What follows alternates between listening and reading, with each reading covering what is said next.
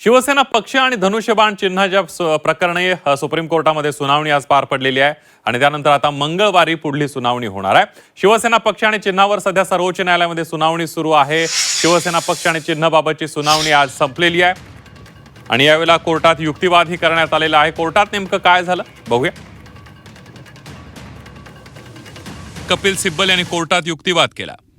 बाळासाहेब ठाकरेंच्या निधनानंतर 2013 मध्ये ठाकरेंची पक्षप्रमुख म्हणून निवड झाली होती। पक्षाच्या बैठकीत उद्धव ठाकरे हेच प्रमुख असायचे। त्या बैठकीत शिंदे उपस्थित असायचे।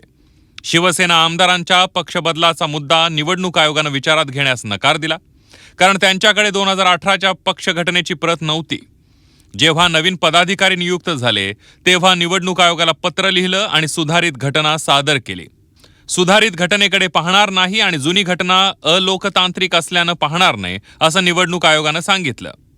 हे खरं आहे की आमच्या पत्रांमध्ये सुधारित घटनासोबत जोडल्याचा विशेष उल्लेख नव्हता। विधानसभेतील संख्याबळानुसार निवडणूक आयोगानं पक्षाचं नेतृत्व दुसऱ्या गटाकडे सोपवलं। विधानसभा पक्षाच्या आधारावर निवडणूक आयोग बहुमत असल्याचा निष्कर्ष कसा काढू शकतं? विधिमंडळ पक्ष आणि राजकीय पक्ष याकडे दुर्लक्ष करता कामा नये। 19 जुलै रोजी शिंदेंनी निवडणूक आयोगाकडे संपर्क साधून आपणच खरे राजकीय पक्ष असल्याचा दावा केला। निवडणूक आयोगानं शिंदेंना पक्ष आणि चिन्ह दिलं तेव्हा 2018ची शिवसेनेची घटना आयोगानं लक्षात घेतली नाही, पण आयोगाच्या वेबसाईटवर मुख्य कागदपत्र अपलोड असल्याचा युक्तिवाद ठाकरेंच्या शिवसेनेचे वकील कपिल सिब्बल यांनी कोर्टात केलाय।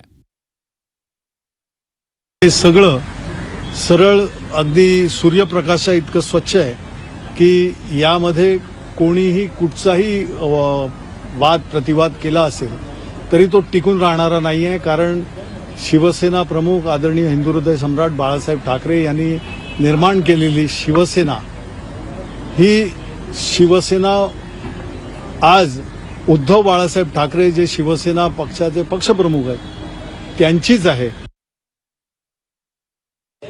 पहिल्यांदा बरं वाटलं की आज पहिल्यांदा सुनावणी झाली इतक्या तारखांनंतर, आणि त्या तारखांनंतर सुनावणी झाली तेव्हा माननीय कपिल सिब्बलांनी अतिशय 41 मिनिटं झाली, त्या 40 मिनिटात जवळजवळ पूर्ण माहिती दिली की शिवसेनेच्या स्थापनेपासून पक्ष कुणाचा, तर वंदनीय हिंदुहृदय सम्राट शिवसेना प्रमुख बाळासाहेब ठाकरे यांनी स्थापन केला पक्ष। मग पक्षप्रमुख त्यांच्या नंतर कोण झाला? त्या हयातीत असताना हयात नंतर कोणाला केलं?